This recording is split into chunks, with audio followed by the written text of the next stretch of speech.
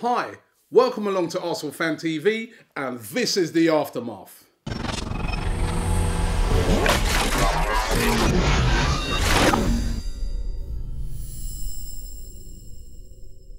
Well, I've been joined today on the aftermath by Mo. How you doing, Mo? What's going on? How's it going? Great to have you here. One of the reasons why I decided to get Mo in today is because after such a depressing day yesterday, and it was depressing, one person who was really positive yesterday, and he travelled up to us with to the game with us, and he kept me in good spirits, even with your interview and everything, was Mo.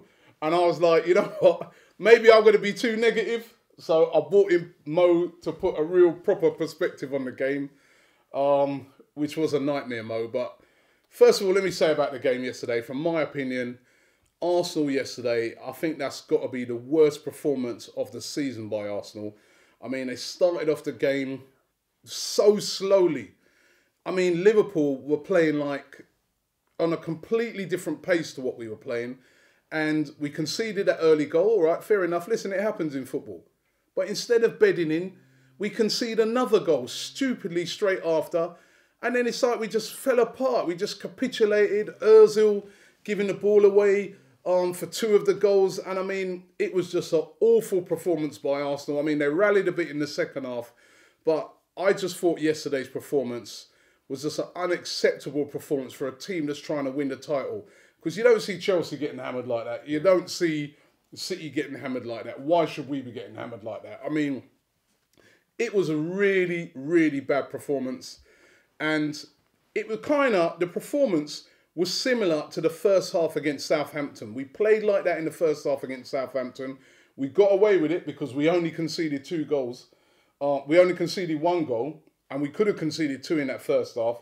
And luckily, we came back in the second half stronger, got back into the game, and it ended up being 2-2. But we cannot afford to play like that anymore for the rest of the season if we're to be considered as serious title contenders. And that's why the pundits have been doubting us all season, Mo, because they're looking at and saying, right, as soon as Arsenal come up in them really tough games, they're going to capitulate. And to be fair to them, we did yesterday. Yeah, you know, just hearing you talk about it again depresses me all over again. But look, what I would say, pundits say that when it comes to the big games, you capitulate and you can't handle it and all that sort of stuff. The team that they're talking about yesterday, we beat when we were at home. So, you know, if you're going to talk about the big games, we've got 3 out of 6 points against that team. That's a big game. So, you know, it's not always as clear-cut as that, or we always mess up the big games. We haven't got the best record, but is Liverpool a big game or not? If it is... Of course it's a big game. Yeah, so they won at home, we won at home. There you go, look at it from that point of view, or you can think about how flipping bad them 20 minutes were. Yeah, I mean, it was the manner of the defeat, Exactly, exactly. That's the key thing here, is the manner of the defeat. And it's the manner of the defeat that can have a lasting effect on your team. And... you know, what I didn't like yesterday, and the reason I called for perspective, is because it was 20 minutes that ruined that game for us, basically. And 20 minutes, over the course of the season, that was our worst 20 minutes. We absolutely didn't show up. To be fair, more than 20 minutes, because they could have had a few more after that well, as well. Let's say first 45 minutes was our worst half of football all season. But let's not judge the whole season on it. We might have to look back at that result and say that was when our season started to fall. But I'm not going to do that now. And that's what annoyed me about a lot of fans yesterday. They were saying, oh, I told you this and I told you that. And Wenger's 3-year contract and the transfer window. None of that mattered yesterday. Yesterday, in the first 45 minutes, to me, it looked like them 11 players that were out there had met for the first time in their lives yesterday. They weren't playing with cohesion or an understanding or communication. And, you know, that's not got anything to do with... did we sign a striker? It's got nothing to do with how much is Arsene Wenger going to get paid in his new contract. You need to separate issues and you need to talk about them in their own right. And yesterday it was a footballing issue, and it was the team that was out there that didn't perform. So I don't want to go on about all the other stuff. You don't think it was a bit negative, our activity in the transfer window?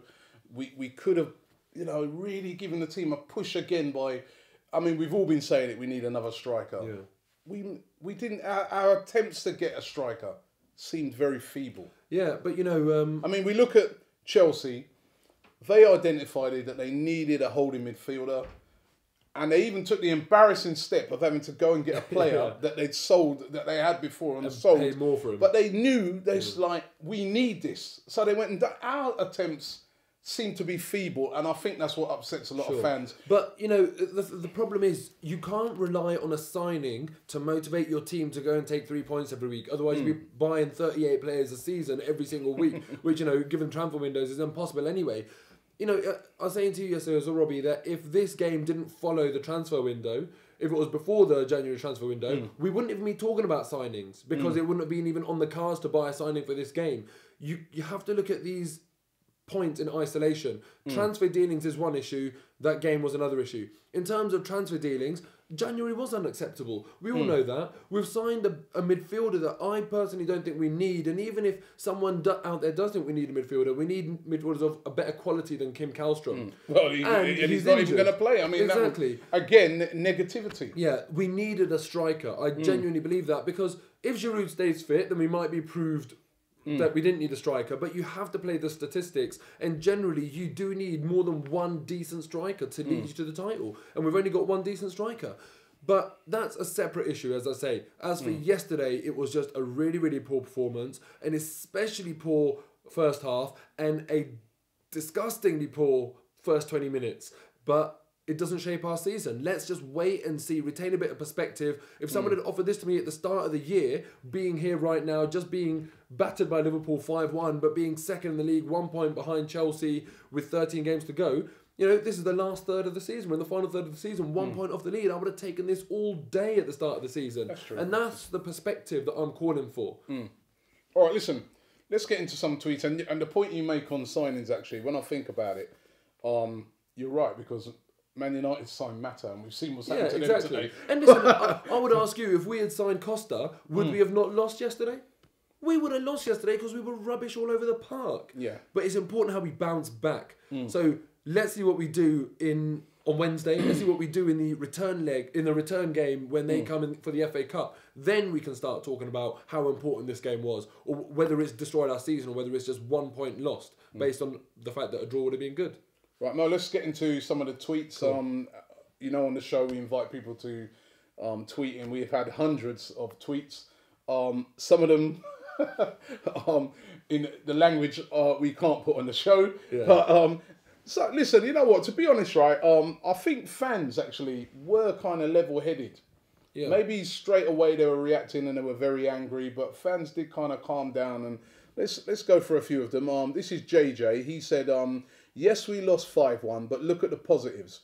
We're only 1 point off the top. Let's get back to winning ways and get back to the top, which is kind of what you're saying. JJ, I applaud you. That, you know, that's what I'm talking about. This is just one game out of 38, you know. Sabariva says, awful today, but don't judge things on one game. We lost to Villa and City earlier in the season, and look what happened after that. Exactly. So again, the bounce back ability. Exactly. That's what they're talking about. Jesper Jensen says, the players were not prepared to face the game, and the only man to blame is Arsene Wenger. Look, people make these statements, you know, on Twitter, and it's like it's an emotive game. You're passionate, and you type something, and you press tweet, and it's there for the rest of the world to see, and it doesn't go anywhere. But he makes a good point there, though. I don't think he does. No, hold on.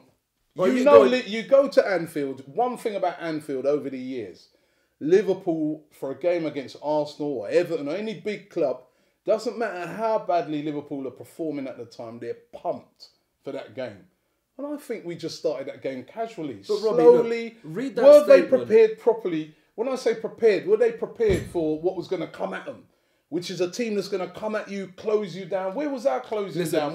Look, my point is, he's saying the players were not prepared to face this game. On what basis is he saying that? Does he work for the club? Does he know what preparation... That's his opinion, though, isn't it? Yeah, it's his opinion, but you can't... you know, that seems quite factual to me. You know, he's not questioning it. You've just repeated that. No, he's saying it factually. The players weren't prepared. I'm not going to accept that. Why would Wenger not prepare them? So you're telling me... No, I think what he's trying to say is they're not prepared for this. What's coming at them. So in other words, they went into that game... No, I don't buy that. They went into that game too casual. You know that Liverpool going to come blazing. Hindsight is perfect vision. Hindsight is 2020. Had that Scholes will go on the flipping first minute, not gone in, could have been a different game, and then he wouldn't be saying that. You're telling me if we had won 5-0, he would have been tweeting saying we were lucky to win because the players weren't prepared for the game. But we did start like that against Southampton. I know we did, but it doesn't mean we weren't prepared for the game. That's my point, because if we had won the game through a dodgy refereeing decision, got a penalty or whatever, and won the game, he wouldn't be talking about preparation. This is just people making statements in hindsight because it's an easy argument to make because we messed up the game. Okay, well, let's move on to the next one. Now, Tony Carty, he says, we're going to lose games, but it's the manner in which we lost the game. It was horrible, he says. And he says, do you think Wenger got it wrong? Gibbs and Rosicky starting. And I must admit, Mo, I said to you yesterday, even after the game when we were talking, I said, why did Gibbs start instead of Monreal? I mean, Monreal, I like Monreal. Good left back, backup left back to me. Gibbs should be starting in those big games. We started Monreal against Manchester City as well, and it went wrong. To me, Gibbs needs to be starting in these sort of games. He's got the pace. They've got Sterling and Sturridge and all that pace. We needed somebody to counteract that.